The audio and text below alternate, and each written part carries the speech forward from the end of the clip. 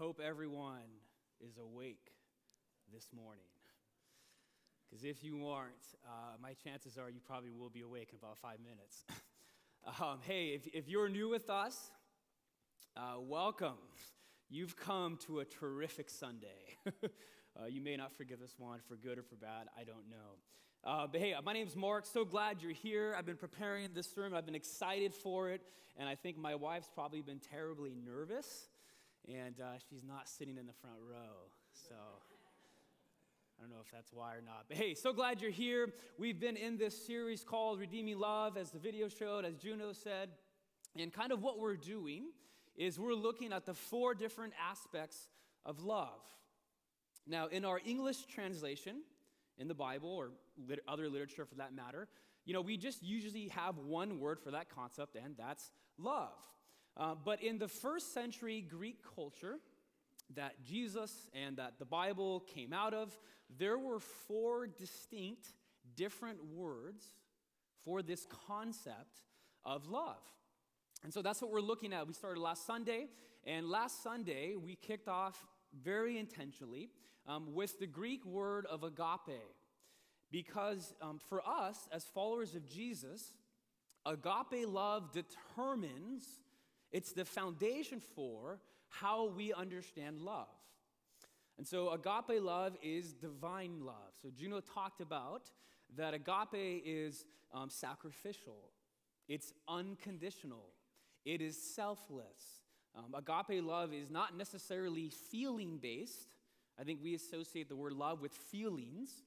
No, agape love is actually action-oriented. And so for Christians, we see the greatest example of agape love in action is Jesus on the cross dying for us. That is the highest form of love. So I want you to keep that in mind as we journey in now the rest of these 3 weeks, that if we miss out on agape, we are going to miss out on the rest. So we figured, hey, it's Valentine's Day weekend. Why not kind of spice things up a little bit? So the second type of love, you can see it on the front of your program, is Eros. Eros is a Greek word, and yes, that is where we get the word erotic from. Crazy. So in the first century Greek world, there was a Greek god called Eros. And Eros was the god of sexuality, and his mom was Aphrodite, who was the goddess of sex and beauty and love, hence the word aphrodisiac. So we have Eros, we have Aphrodite. Now, for those of you who are scholars in the room, if you know Greek, you probably want to say, but Mark, the Greek word Eros is not in the New Testament, to which you would be absolutely correct. But its concept is absolutely in the scriptures, and that'll be very clear here in a couple of minutes. So there is a whole book in the Old Testament that is about nothing but a biblical understanding of Eros. And so we are going to look at 3,000-year-old, and I'm not joking here, literally, Jewish erotic love poetry. And yes, it's in the Bible. Crazy, I know. So, Songs of Songs. Now, some of you in your Bible, the title may be Songs of Solomon. Same book, okay? Song of Songs, Songs of Solomon, doesn't matter. Same title. All this is, as I just said, it's a collection of romantic, beautiful, poetic romance, okay? And this is a huge point, that's the way that it needs to be read. Meaning you should read it literally. If you have been around the church for a while and maybe you've read this book before, I don't know. By the way, it's not a book, it's a collection of poems. Maybe you've heard before that in kind of the history of the church, the last 2,000 years, some people have interpreted it allegorically. Now, I don't have time to get into this whole discussion and it would probably bore you, but suffice to say, virtually all modern-day scholars, and I'm not making this up, do not take it allegorically. They take it literally for what it is, Jewish erotic love poetry. And this shouldn't surprise us, because if you understand ancient Near Eastern culture, 3,000 years ago, there was tons of love poetry. So this wasn't anything necessarily novel. So, and as a side note, to be honest with you, it's actually like really weird and really crass if we took it figuratively. Because then you run into weird things like God and Jesus represent the male, and we or the church represent the female, and there's some weird stuff that goes on there. And to me, it actually is really weird if you read it in a figurative sense. I see some people smiling, and you know what I'm talking about. So I just find the whole thing kind of weird if you interpret it that way, much less for academic reasons. So here's the book, here's the point. It's romantic, it's erotic Jewish love poetry. But here's the thing. It is not crass, and it is not crude. It actually describes love in a very poetic, beautiful, almost kind of like veiled, suspenseful manner. And so before we dive in, I kind of want to mention a couple disclaimers here to give us a framework for understanding this. Here's the thing. In our culture, there's a spectrum, and I think on this side of the spectrum, here's what this side understands sex to be. And I'm speaking of the church. The church tends to have a reputation that sex is bad, evil, dirty, sinful. We don't talk about it. It's taboo. All the church says about sex is, no, don't do it. Now, some of you are probably here right now thinking, yeah, that's what I think, and this is awkward that we're talking about it. But let me just say this. Let me first be clear. There are restrictions to sex, absolutely. But the Bible does not begin with a no. There are 613 commandments in the scriptures, and guess what the first one is? Go and be fruitful and multiply. Have sex. Adam and Eve, what are they? Naked and unashamed. There's a local pastor, Mike Erie. I love what he says. We were sexual before we were sinful. We were sexual before we were sinful. God says sex is good. If you don't believe me, go read the first 2 chapters of Genesis. And so it's by no accident that scholars will also say, kind of in the background of Songs of Solomon, is garden-like nature metaphors. Because what it's doing is saying, let's take sexuality back to the garden. And so for goodness sake, one of the first verses of this collection of poems, the female says this to, at that time, her boyfriend. Let him kiss me with the kisses of his mouth, for your love is more delightful than wine. So does God think sex is bad or dirty or taboo or evil? No. He says it's actually good and beautiful, and we should celebrate it. Now, the other end of the spectrum, over here, is what we would call secular culture. Here's what I think secular culture in general thinks about sex. It's just casual, right? There's no consequences to it. You know, just go around and sleep with whoever you want, whenever you want. I mean, it's just like, if we're hungry, what do? You go eat. Well, if you have the desire for sex, well, then go have sex. We just have inner feelings and desires, and we have the freedom to express those and do those however we want. The problem with that view of sex is that it's actually too low. It's actually a weak perspective on sex. We're going to see the scriptures say, no, sex is actually really powerful. And so we're going to dive into that. So I'll stop with that, and we're just going to dive in here. Maybe you've never heard this before, but you, my friends, it is time for you to turn to erotic Jewish love poetry. Song of Songs, chapter 4. We'll have it on the TV screens. If you want a Bible, these are available for free. They are underneath the chairs in front of you. And I'll be reading on page 469. I hope you guys are ready to have some fun this morning. because this is good. Okay, so here's how it starts off. Let me say this to set up the scene. There are 3 characters in Song of Songs. There's a male, there's a female, and then there's kind of this like weird side group, and it's a group of women, and they're called the Daughters of Jerusalem. Don't try to figure out why. All they represent is kind of the audience. Sometimes they offer commentary on the couple, and sometimes this group of daughters receives advice from the female. And so they kind of represent us as we're watching this couple in love. And so chapter 4 is a description of their first wedding night. Because at the end of chapter 3, if you read it, there's a wedding ceremony.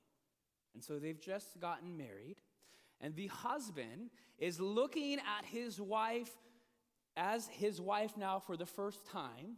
And I told you it's going to get crazy this morning because he begins to describe her body. And you'll notice that he describes her body starting at the top and he works his way down. So here is what he says. Chapter 4, verse 1. How beautiful you are, my darling. Oh, how beautiful. Your eyes behind your veil are doves. And gentlemen, here's some pickup lines for you. Oh, we're not even getting going yet. Check this one out. Your hair is like a flock of goats descending from the hills of Gilead. Your teeth are like a flock of sheep just shorn, coming up from the washing. Each has its twins, and not one of them is alone. So apparently, this lady does not need to use Crest white strips because her teeth are perfectly white straight, okay? This is good. He continues, verse 3, your lips are like a scarlet ribbon. Your mouth is lovely. Your temples behind your veil are like the halves of a pomegranate. Yes. Here's my favorite. Your neck is like the Tower of David, built with courses of stone. On it hang 1,000 shields, all of them shields of warriors. And my friends, here was my favorite verse growing up. Your breasts are like 2 fawns, like twin fawns of a gazelle that browse among the lilies. And no, I seriously have no idea what that means. Verse 7. You are altogether beautiful, my darling. Listen to this. There is no flaw in you. Verse 9. You have stolen my heart, my sister, my bride. You have stolen my heart with one glance of your eyes, with one jewel of your necklace. And how delightful is your love, my sister, my bride. How much more pleasing is your love than wine, and the fragrance of your perfume more than any spice. And your lips drop sweetness as honeycomb, my bride. Milk and honey are under your tongue. I love what one pastor says. How does he know that milk and honey are under her tongue? What type of kissing is this? It's not French kissing. This is Hebrew kissing. Yes. Come on, people. Guys are crazy. Hey, by the way, if this makes you uncomfortable and you want to email me, email God. It's in his book. Like, I shouldn't be getting any emails this week. This is all God's word. Amen? Amen? Yes. Okay, now I can really get going. Verse 12, you are a garden locked up, my sister, my bride. You are a spring enclosed, a sealed fountain. In the ancient world, 2 metaphors stood for your sexuality, your sexual organs. One was a garden, and the second was a fountain. What is he saying? She's a virgin. He continues. Your plants are an orchard of pomegranates, and he just names a bunch of fruit. I don't even know what half those are. Verse 15, you are a garden fountain, a well of flowing water streaming down from Lebanon. Okay, what in the world is going on here? Well, it's a sex scene. They're about to engage in sex, but what does the husband do?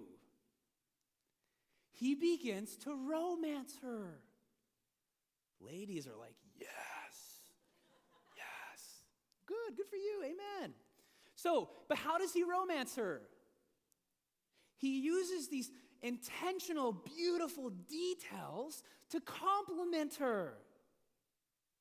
Does he start with maybe 2 areas that you think he would? No, he doesn't.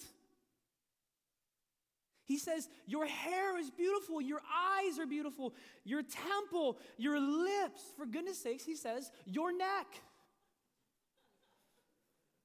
Even before he gets to her breasts.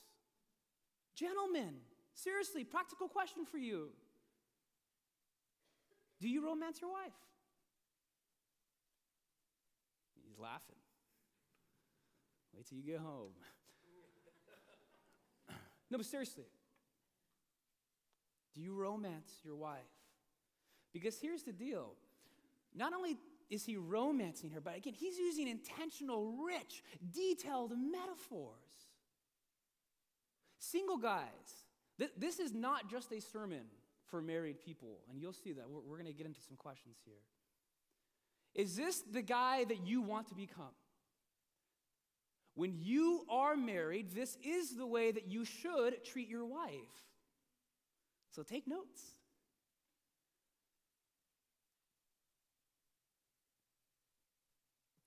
I find it interesting. I was reading the commentaries for this, and I would share what I learned with Rachel.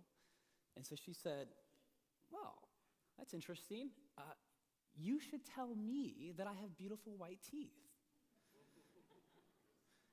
And I was just reminded in this that isn't it fascinating how the Bible speaks into romancing? Women want to be told in small, detailed, intricate ways that they're beautiful. This is extremely fascinating. Check this out. We're going to take a lot of detours this morning. Chapter 1, don't worry about turning there. So you have this lady, right? And what is her I paused at it on purpose. Her husband says that you are flawless, right? You are flawless. Here's the interesting thing to know, though. Chapter 1, verse 5, here's what she says earlier. Dark am I, yet lovely. Dark like the tents of Kedar, like the tent curtains of Solomon. Do not stare at me because I am dark, because I am darkened by the sun. What's going on here? This has nothing to do with racism. Back in the ancient world, so we live in sunny Southern California, right? We like pay money to tan our skin. It's really weird. And not healthy, I don't think. But anyways, that's a side note. Yeah, this is crazy. Where am I at? Okay, so sunny Southern California. In the ancient world, opposite culture of ours, you wanted pale, untanned skin. Why? Because it meant that you were always indoors, which meant that you were royal and that you had money. If your skin was tan, that meant that you were always outside working, which then meant that you were from a low-income working family. This is who this girl is. And she says, do not stare at me because my skin is tan. She is insecure. Understandably so. But in the midst of her insecurity, her husband, 3 chapters later, is staring right at her and says, you have no flaw. Do you get that? Gentlemen, do you affirm your wife in her insecurities? Meaning you're speaking words of affirmation in those areas in which she is insecure. Ladies, single ladies, all the single ladies? Okay. Yes, that was planned. No, but seriously, do not settle for a guy who will not treat you like this. Don't. You are worth more. You are worth a guy to tell you that you are flawless. back from the detour. So, the guy, he's described his wife's body. How does she respond? Well, here's how she responds. Verse 16. Awake, north wind, and come, south wind. And by the way, yes, this means exactly what you think it means. I'll let you figure that out. Just remember what I told you garden means. Blow on my garden, that its fragrance may spread everywhere. Let my beloved come into his garden and taste its choice fruits. So I'm going to talk to both genders this morning. I'm fair. What is her response to her husband romancing her? She invites him to have sex. She responds to him. Just got really quiet. I'm waiting for people to give amens at certain points. Okay, probably not bold enough. No, but seriously, so she, the lady, the female, is sexual with her husband. Now, let me be clear on a couple things, because I know this is a very sophisticated conversation. This is not manipulated. This is not abusive love. This is free, committed, healthy, biblical love. And so this female responds to her husband and says, yes, let's be sexual. We were sexual before we were sinful. And it's not that she's just kind of responding to her husband at whim, right? I don't want to give us the impression that, it's always the guy who's calling the shots in sexuality. Because the Song of Solomon, hey, come on. It's a safe place. This is the church. Come on now. Thank you. So, you threw me off, Gary. You want to come up here and teach? Oh, okay. So, here's the really subversive thing about the Song of Songs. 53% of the conversation is from the female. Let me get my math right here. 39% is from the guy. All you mathematicians, that leaves 8%. 8% is from the daughters of Jerusalem. Who speaks the most in these? The female. Now, you got to know the ancient world was male-dominated, patriarchal. The guy did all of the talking. He did all the leading. Everything was from the guy. This was absolutely radical for the women to be doing more of the talking. If you don't believe me, we're sifting through stuff. Chapter 5. This will be fun. So, the female, just like her husband describes her body, she describes his body. Here's what she says, chapter 5, verse 10. My beloved is radiant and ruddy, outstanding among 10,000. His head is purest gold. His hair is wavy and black as a raven. His eyes are like doves. His cheeks are like beds of spice. Blah, blah, blah. Here's what I get all the time from my wife, verse 14. His arms are like rods of gold. His body is like polished ivory. And his legs are pillars of marble set on bases of gold. Come on.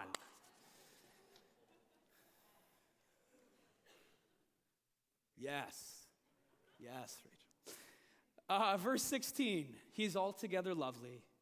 This is my beloved. This is my friend. So ladies, be sexual with your husband. And I have to clarify that again, not in a abusive, unhealthy relationship. We're going to talk about that at the end. I just want to clarify that. So, back to chapter 4. Male describes wife. She then invites him to be sexual. How does he respond? Chapter 5, verse 1. I have come into my garden, my sister, my bride. I have gathered my myrrh with my spice. I have eaten my honeycomb and my honey, and I have drunk my wine and my milk. Here's a really interesting thing. You'll notice, if you're looking at a Bible right now, in your English translation, there's going to be a little subtitle next.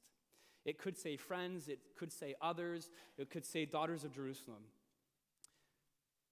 We don't know who says this next part. Some scholars actually even suspect that this is God saying this.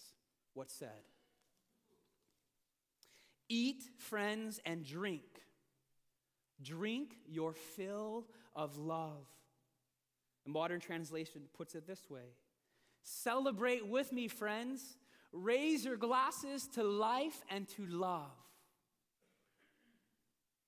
So what does God think about sex? He thinks it's good and beautiful. But he thinks it's powerful.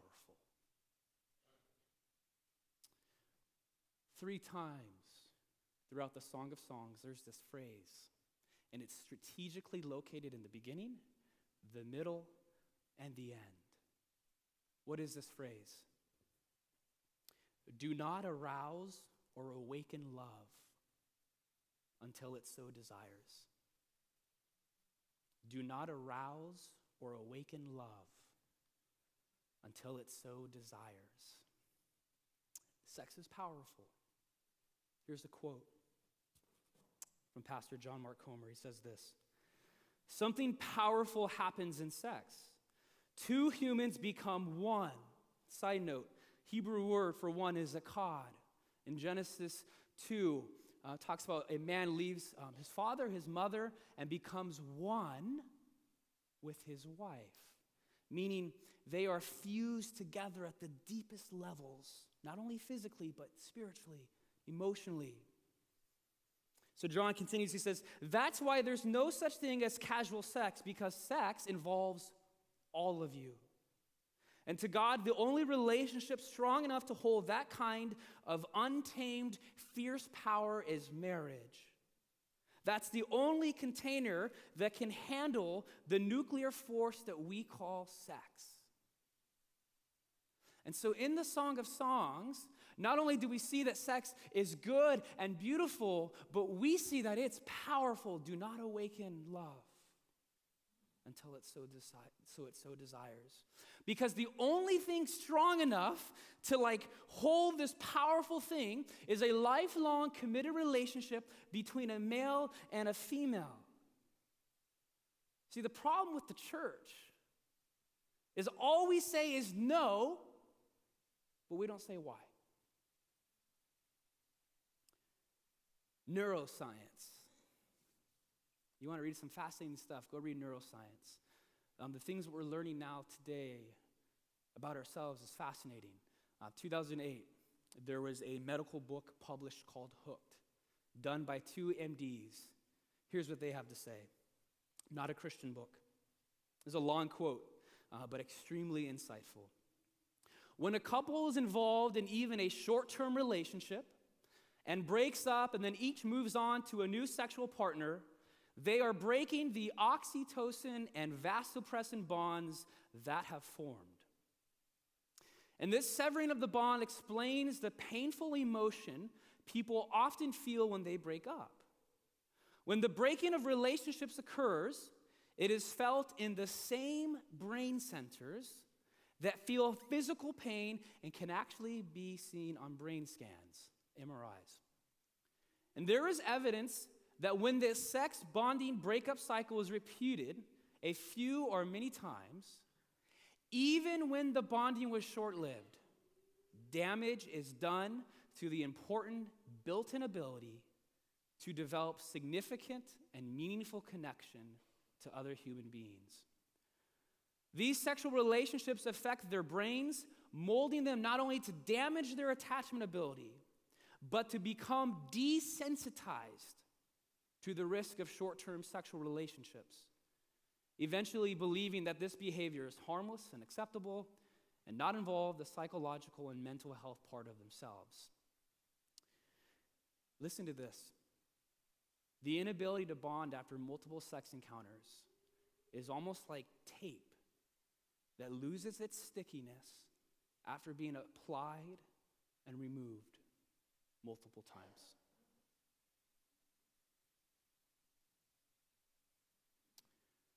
I know that there are single people in here. And let me just say,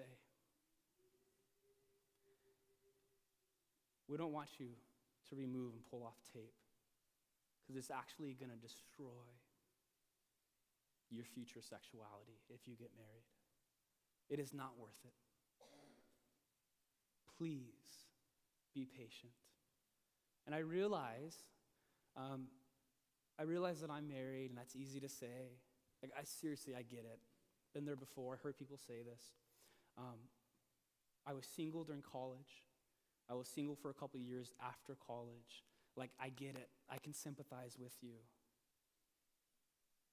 I know it's easy to say, but let me just say, it is worth it. See, our culture says this. One author writes, "The best sex is found in short, risky, promiscuous, beautiful relationships." But God says, and I would add, neuroscience says, that the best sex is found when a man and woman say, "Till death do us part." There are two more things I want to add to this conversation. One of them, I think we are so entrenched in, I'm not even sure if we notice its effects. It's this. We live in an over-sexualized, hyper-sexualized culture. Okay? The gods of Eros and Aphrodite, they're not just from 2,000 years ago. They're actually alive and well today, unfortunately. They just don't come in the form of ancient idols. Instead, they come in the form of entertainment, fashion ads, marketing, porn, strip clubs, you name it. We worship sex. The problem with that is that sex can never fulfill its promises for you. We've made it a god, but it is a god that can't provide. It'll tease you, but it will never fulfill you. That's what we call idolatry, false gods. As great and beautiful and powerful as sex is, it doesn't solve all your problems. Go ask a married couple. I hear so many people say things like this. "Oh, well, everything will be okay once I get married and I can have sex." Or here's a more serious one. "Oh, yeah. When I'm married and I can have all the sex in the world, then I'll stop watching porn." That's a lie. Not true.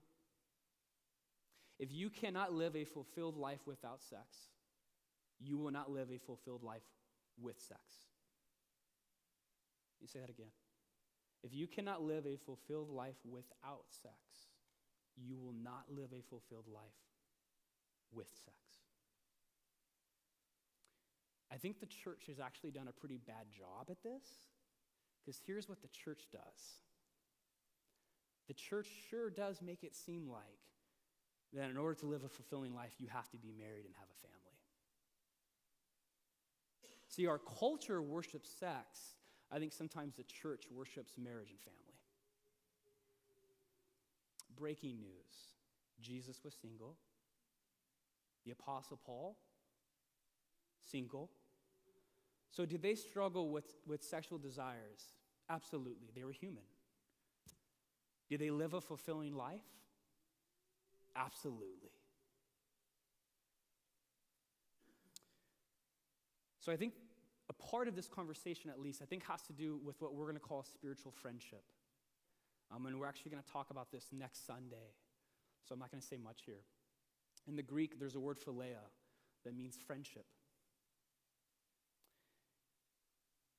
The church, we can't say, "Hey, don't have sex unless you're in a lifelong committed marriage between a male and female," but then not provide a culture of deep, authentic, life-giving, compelling friendships. We have forgotten about friendship because we have worshiped the gods of marriage and family. And so what's a single celibate person supposed to do? Yeah, you've left them in a really bad spot. See, I've been single before. I know what that is like. And the interesting thing is that I know couples who are married and have sex who wish they had compelling, deep, authentic friendship. But we just think about single people who wish they were married to have sex, that we forget about the married people who wish they had the friendship. We've turned a really good, beautiful, and powerful, God-given thing like sex and marriage, and I think we've made it a God that it can't live up to. So, I know there are people in this room who've had really bad experiences with sex, with love. And my heart goes out to you. And I just want to say sorry. I wish this word didn't have to have all the baggage that it does have with it. Some of us have been sexually abused in here. Some of us have been raped. Some of us regret what we've done. Some of us are in here right now, and you're either dating someone, and you're sleeping together, or you're having an affair. And you're kind of like, Mark, I can't change what I've done in my past. Hey, Mark, I get that sex is good and beautiful and powerful. I get that it's God-given. I get that I shouldn't worship it. It's not a God, but I can't change what I've done. And I hear you. I want to turn one last time. Song of Songs. Has 8 chapters. Here's what it says in the very last chapter, verse 6. So poetic. For love is as strong as death. Its jealousy unyielding as the grave. It burns like blazing fire, like a mighty flame. Many waters cannot quench love. Rivers cannot sweep it away. See, the good news, a talk of sexuality is actually always a talk of God. The good news is that there is one, Jesus of Nazareth, who loves you.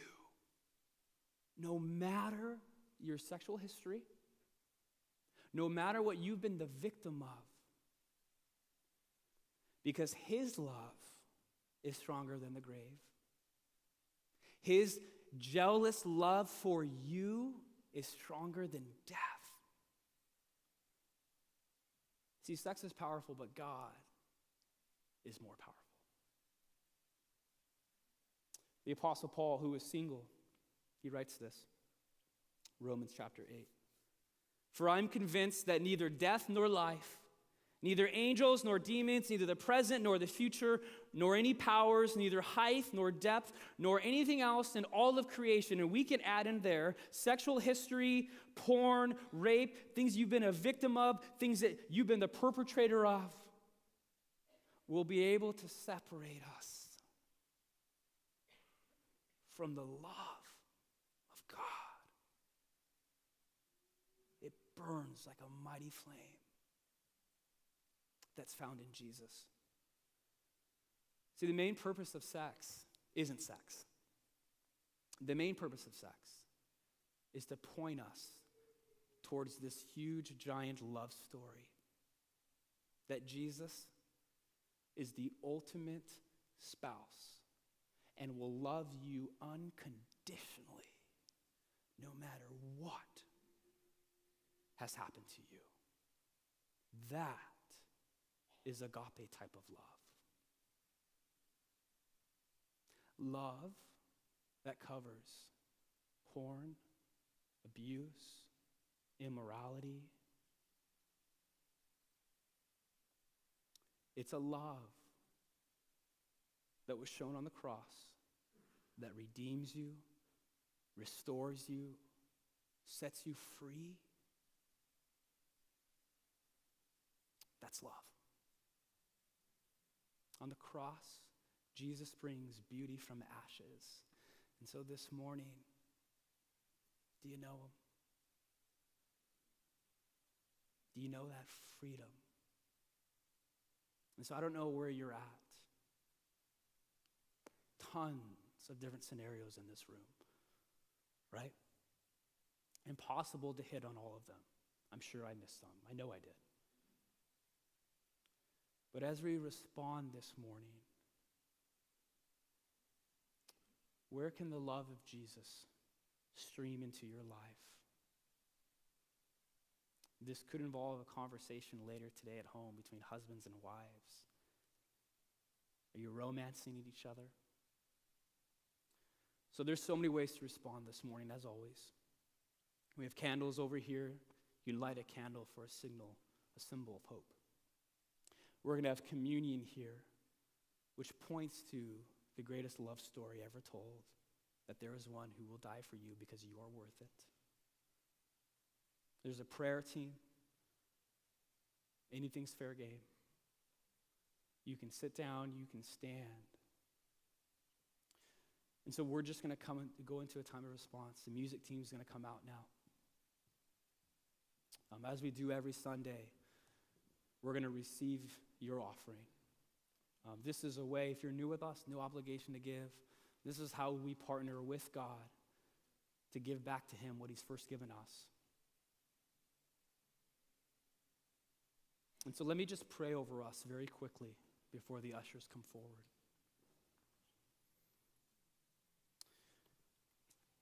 God, we come to you in a very sensitive subject. Some of us are absolutely broken and think there is no way out. We don't know what true fatherly love is. Will you show us? May your Spirit have its way. Amen. So if I can just invite the ushers forward now to receive our offerings.